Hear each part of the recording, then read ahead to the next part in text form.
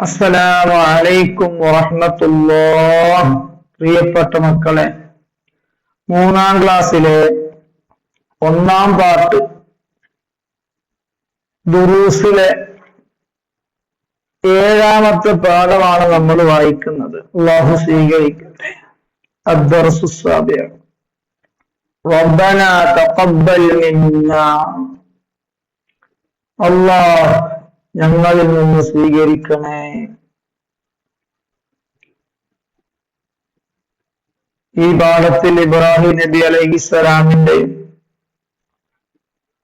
മകൻ ഇസ്മായിൽ നബി അലൈഹിസ്സലാമിന്റെയും ഒരു വലിയ പുണ്യകർമ്മം അതിനെ കുറിച്ചാണ് പറയുന്നത്. ശ്രദ്ധയോടെ വായിക്കുന്നത് നോക്കി നിങ്ങളും വായിച്ചു പഠിക്കുക. മക്കയിൽ വെള്ളമുണ്ടായതോടെ ജീവികളും പറവകളും എത്തി. അതുവഴി വന്ന ജുർഹും ഗോത്രക്കാർ ഹാജർ ബീവി റളിയല്ലാഹു അൻഹായുടെ അനുവാദത്തോടെ അവിടെ സ്ഥിരതാമസമാക്കി. നാളുകൾ കടന്നുപോയി. ഒരു ദിവസം കഅബ പുതുക്കിപ്പണിയാനുള്ള അല്ലാഹു തആലയുടെ കൽപ്പനയുമായി ഇബ്രാഹിം നബി അലൈഹിസ്സലാം വന്നു. ഈ കാര്യം പറയാം. എന്താണ് ആ കാര്യം? ഭൂമിയിലെ ആദ്യത്തെ മസ്ജിദാണ് കഅബ. മസ്ജിദ് പറഞ്ഞാൽ പള്ളി.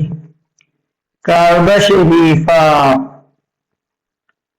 അത് ആദ്യം പണിതത് മലക്കുകളാണ്. അപ്പൊ ആദ്യം കഅബ ഷരീഫ് ഉണ്ടാക്കിയതാരാ? മലക്കുകൾ. നിർമ്മാണത്തിൽ ഹാജർ ബീവി റളിയല്ലാഹു അൻഹായും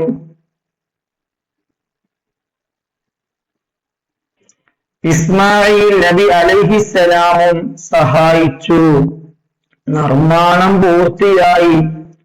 റബ്ബനാ തഖബ്ബൽ മിന്നാ ഇന്നക അൻതസ് സമീഉൽ അലീം. അതിന്റെ അർത്ഥം എന്താ? ഞങ്ങളുടെ റബ്ബേ, ഞങ്ങളിൽ നിന്ന് സ്വീകരിക്കണമേ, നീ എല്ലാം കേൾക്കുന്നവനും അറിയുന്നവനുമാണല്ലോ. ഇബ്രാഹിം നബി അലൈഹിസ്സലാം പ്രാർത്ഥിച്ചു. ഇനി അത് കഴിഞ്ഞിട്ടോ ഇനി വേറൊരു കാര്യം പറയാം. ഇസ്മായിൽ നബി അലൈഹിസ്സലാം ജുർഹും ഗോത്രത്തിൽ നിന്ന് വിവാഹം കഴിച്ചു. അവർക്ക് മക്കളുണ്ടായി.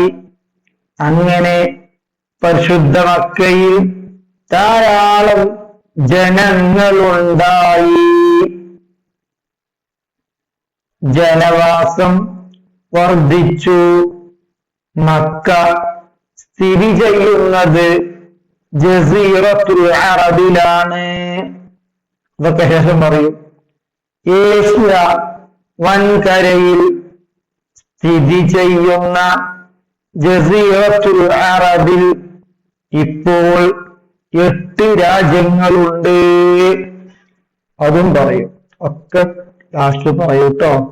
നമ്മൾ ആവർത്തിക്കണ്ടല്ലോ എന്ന് കരുതിയിട്ടാണ്. തദ്രീബാത്തൊക്കെ പറയുന്നുണ്ട്. ഇസ്മായിൽ നബി അലൈഹിസ്സലാമിന്റെ പേരക്കുട്ടിയാണ് അദ്നാൻ. നല്ല ശ്രദ്ധ വേണം.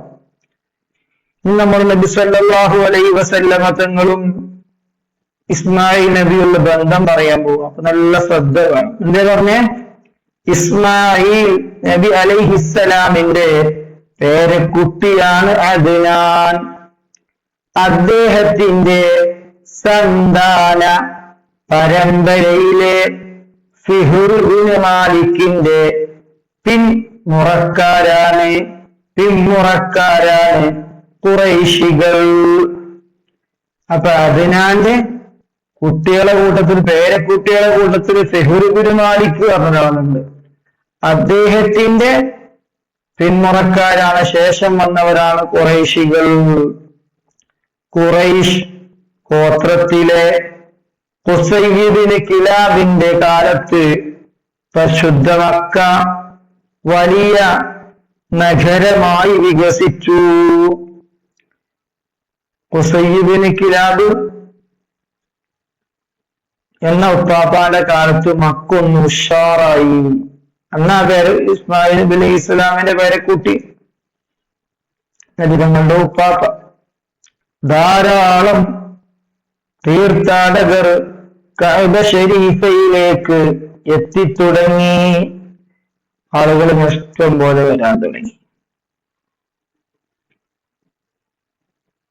പുതിയ ക്രമീകരണങ്ങൾ ആവശ്യമായി വന്നു. ഖുസയ്യ് അതിനുള്ള പദ്ധതികൾ ആവിഷ്കരിച്ചു.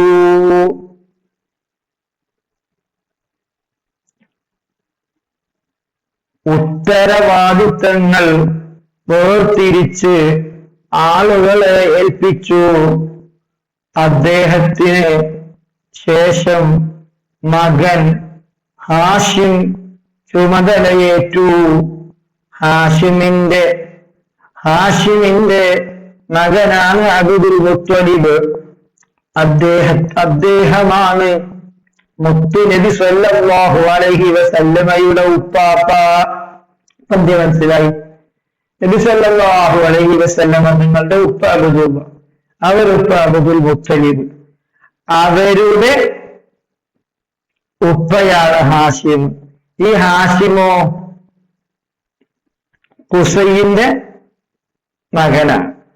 അങ്ങനെ അങ്ങോട്ട് പോയാൽ റസൂലുള്ളാഹി സ്വല്ലല്ലാഹു അലൈഹി വസല്ലമ തങ്ങൾ അങ്ങോട്ട് എത്തും. ഇസ്മായിൽ നബി അലൈഹിസ്സലാമിലേക്ക് എത്തും. പരമ്പര പറയണം. ഇതൊക്കെ നമ്മൾ പഠിക്കണം. മുസ്ലിം ആകുമ്പോഴേ നബി സ്വല്ലല്ലാഹു അലൈഹി വസല്ലമ തങ്ങളുടെ പരമ്പരയൊക്കെ പഠിക്കൽ നിർബന്ധമാണ്. നിങ്ങൾ പഠിക്കും. എല്ലാ കുട്ടികളെ വളരും. അല്ലാഹു വളർത്തി തരട്ടെ. അൽ കഅബത്തുൽ മുശറഫത്തു ഖിബ്ലതുനാ. ഈ ബോക്സ് നല്ല ശബ്ദമാണ്. ഇതിങ്ങനെ ബോക്സിലാക്കാനുള്ള കാരണം നമ്മുടെ ഹൃദയത്തിൽ നോട്ട് ചെയ്യാണ്. നമ്മുടെ മനസ്സിൽ നോട്ട്. എന്താ നോട്ട്? നോക്കിയിട്ട് പറയാ, നോക്കാതെ പറയാം. അൽ കഅബത്തുൽ മുശറഫത്തു ഖിബ്ലതുനാ. പരിശുദ്ധ കഅബയാണ് നമ്മുടെ ഖിബ്ല. പരിശുദ്ധ കഅബയാണ് നമ്മുടെ ഖിബ്ല. പഠിച്ചോ? അൽ കഅബത്തുൽ മുശറഫത്തു ഖിബ്ലതുനാ. പരിശുദ്ധ കഅബയാണ് നമ്മുടെ ഖിബ്ല. പടച്ച റബ്ബേ, നീ സ്വീകരിക്കണേ അല്ലാഹ്. നിങ്ങൾക്ക് ഞങ്ങളെ ഉമ്മ ഉപ്പ ഉസ്താദുമാർക്ക് മശായിഖുമാർക്ക് സർവഭാഗങ്ങളും നീ പുറത്തു തരണേ അല്ലാഹ്. അവരിൽ മരണപ്പെട്ടവരുണ്ട്, അവരെ ഖബറിലേക്ക് ഇതിന്റെ മിസ്ലി സവാബ് എത്തിക്കണേ അല്ലാഹ്. അവരെ ഖബർ കണ്ണെത്താ ദൂരം വിശാലാക്കണേ അല്ലാഹ്. ജീവിച്ചിരിക്കുന്ന ഉമ്മ ഉപ്പ ഉസ്താദുമാർക്ക് നിന്റെ ഇഷ്ടത്തിലായി ദീർഘായുസ്സും ആഫിയത്തും ഏറ്റിക്കൊടുക്കണേ അല്ലാഹ്. അവരെ പൊരുത്തവും പൊരുത്തവുമുള്ളവരായി ഞങ്ങളെ കബൂലാക്കണേ അല്ലാഹ്. ഞങ്ങൾക്ക് നല്ല ബുദ്ധി തരണേ അല്ലാഹ്. ഓർമ്മ ശക്തി തരണേ അല്ലാഹ്. അസ്സലാമു അലൈക്കും വറഹ്മത്തുള്ളാഹ്.